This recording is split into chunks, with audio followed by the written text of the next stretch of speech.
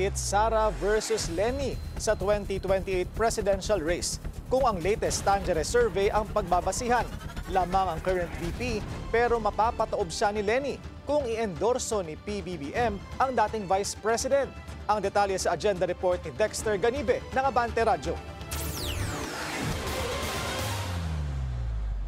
Hindi pa man nakauupo ang mga nanalong kandidato sa katatapos na midterm elections, sumasagitsit na sa init ang usaping eleksyon sa 2028. Ang ilang estudyante at vendor sa Intramuros, Maynila may kanya-kanya ng pambato. Sa 8 na aming natanong, tig-3 ang pumili kina dating Vice President Leni Robredo at Vice President Sara Duterte. 2 naman kay Senador Bongo. Dumilenio. Bongo po. Vice President Sara. Bagay na hindi naman nalalayo sa resulta ng mobile-based survey ng Tanjere nitong June 20 hanggang 22.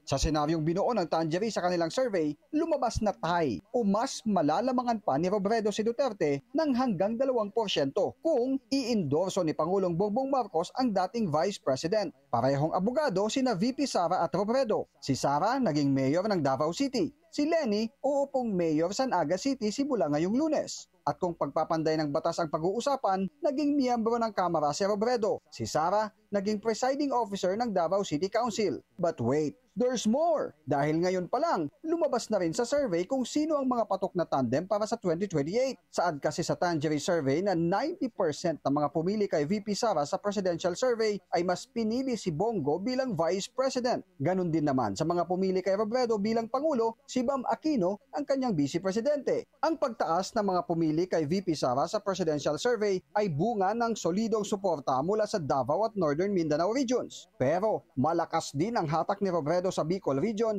Metro Manila at Calabarzon. Pero teka, meron pa. Natukoy ng Tanjere survey si Senador Ko bilang wild card sa pagkapangulo. Sa mga pumili sa kanya bilang presidente, 51% dito ang nagsabing si Duterte ang kanilang second choice. At kung di naman tatakbo si Go sa pagkapangulo, 45% ang nagsabing si Robredo ang kanilang alternatibo. Ang survey ay non-commissioned, ibig sabihin, kusang isinagawa ito ng survey firm. Sa 2,000 respondents, 12% dito ay mga taga Metro Manila, 23% ay mga Ilocano mula sa Northern Luzon, 22% mula sa Southern Luzon, 20% mula sa Visayas, at 23% naman mula sa Mindanao. Para sa agenda, Dexter Ganibe, Abante Radyo.